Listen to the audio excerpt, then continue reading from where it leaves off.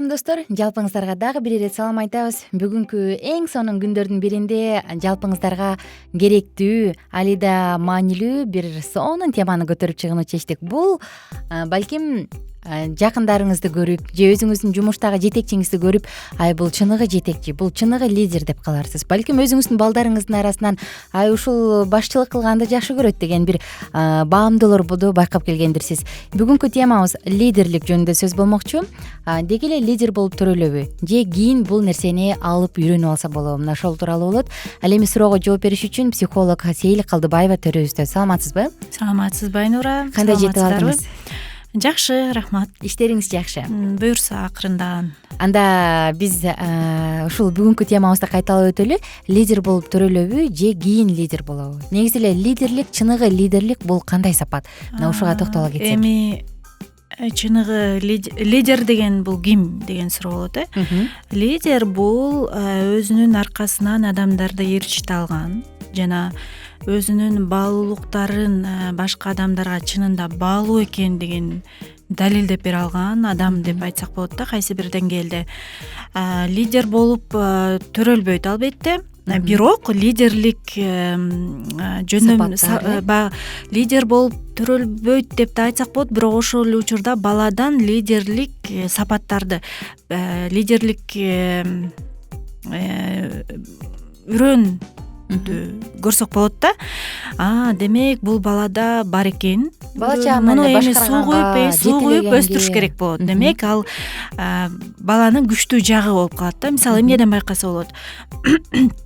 Бир баланы мисал кылып келтирейин. Ал бала азыр 11 эле жаштагы бала, бирок ата энеси качан ага тапшырма бергенде, мисалы кородогу чөптөрдү жууп кой же болбосо корону шыпырып кой десе, ал бала дароо өзү кылбайт дагы, тегерегиндеги досторун чакырып келет. Анан ошо досторуна кылдырып коюп өзү карап турган учур болуп калат да. Бул болгон окуя.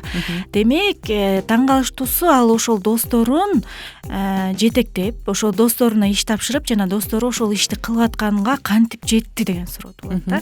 Демек анда лидерлик сапат бар. Адамдарды жетектеп алат, көндүрүп алат, тилин таап алат, адамдын ичи коюнуна кире алат дегендейчи. Бул демек биринчи лидер. Баладан ушул сапатты байкасак, демек ушул жөндөмдүүлүгүн башка адамдарга таасир эте алуу, лидер башка адамдарга таасир эте алышы керек да. Ошол жөндөмдүүлүгүн багыш керек. Ошол жөндөмдүүлүгүнө ата эне фокус кылыш керек дагы. Ошонусу менен ийгиликке жеткидей кылып тарбиялап чоңойтсо болот да. Демек лидер болуп төрөлөбү же ал кийин болобу дегенде, канчалык бир деңгээлде анын үрөнү бала чактан байкалат. Бирок эгер аны өстүрбөй калсаң, ал өлүп калат. Ал көмүлүп калышы мүмкүн. Туура айтасыз. Биз негизи адам баласы изилдөөлөр боюнча 8ден 12ге чейин тубаса таланттар менен төрөлөбүз да. Ошонун ичинде лидерлик дагы бар. Бирок ошол нерсени биз багып бапесте өстүрөбүзбү же болбосо биз тескерисинче бизде жок нерсени өстүрөбүз деп атып, бизде бар нерсени көмүп салабызбы? Мына ушундай. Мисалы мындай болуп калат го, эже. Кимдир бирөөнүн башчылык кылганын, жетекчилик кылганын көрүп, мен да ушундай болсом деп суктанып, бирок сырттан эле байкап жүргөн адам болсо, андагы каалоо ошол үрөндөн кабар береби же ал жөн гана каалоо катары элеби? Мага ушунун кызматы жагат деген сыяктуу суктануулар боло турган болсо. Негизи суктануулар болуп атса, демек үрөөн бар экенинен кабар бериши да мүмкүн да.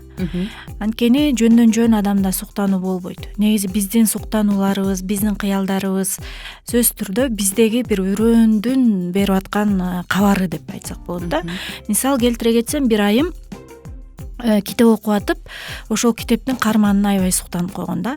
Ал карман, китептин карманы радиодо алып баруучу болуп иштеген, бирок ошол эле учурда ал психолог катары программаны алып баруучусу болгон.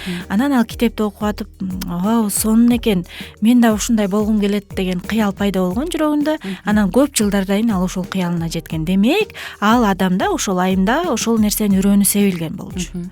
Тек гана китепти окуган карман түрткү болду. Анан ал акырындык менен кыялына жетти да. Демек, биздин жүрөгүбүздө кыялдар жөндөн жөн пайда болбойт. Бул нерсени багып, кыялдарды максатка айландырып, анан максаттарга жетишибиз керек. Негизи эми чоңойгондон кийинки учурда айта турган болсок, лидердик, чыныгы лидерде кандай сапаттар болушу керек? Кимди лидер деп айтса болот? Лидер негизи биринчи адам качан өзүнө өзү лидер боло алган да, ал чыныгы лидер. Эгер адам өзүн башкарганды билбесе, өзү менен күрөшүп көп ийгиликтерге жетпесе, анда ал башка адамдарды башкара албайт да. Лидер десе эле бизде мындай бар да, столдун үстүн бир чап. Ким кожоюн? Бул жерде ким кожоюн, же болбосо менин оозуман чыккан желдин баары аткарылыш керек деген адам бул лидер эмес да. Чыныгы лидер бул командада иштеше алган. Чыныгы лидер бул ар бир өзүнүн кол алдында иштеп аткан адамдын мүнөзүнө жараша мамиле кыла алган. Чыныгы лидер бул көптөгөн көндүмдөрдү билген, шыктандыра алган өзүнүн командасын. Өзүнүн командасындагы мотивацияны түшүрүп жибербей, стимул берип кармап тура алган жана өзүнүн ар бир командасында ар бир адамдын талантына жараша тапшырма бере алган адам чыныгы лидер. Эми муну санай берсек төнбөйт, бирок мен бүгүн өзүмдүн жүрөгүмдөгү эң негизгилерине токтолгум келип атат да. Рахмат. Демек, баягы ар бир эле жетекчи лидер эмес. Жок. Тилекке каршы ар бир жетекчи лидер эмес, бирок мен ойлойм, жетекчи болуп калгандан кийин демек лидерлик көндүмдөрдү үйрөнгөнгө аракет кылса эң сонун болмок да. Анткени бул өтө зарыл. Эгер чыныгы лидерлик сапаттарга ээ болгон жетекчи болсо, анда анын компаниясы, анын ишканасы айтор сөзсүз түрдө ийгиликтерге жетмек. Биздин көп учурда адамдын soft skills деп коет, бул жумшак чеберчиликтер же болбосо мягкие навыки деп коет.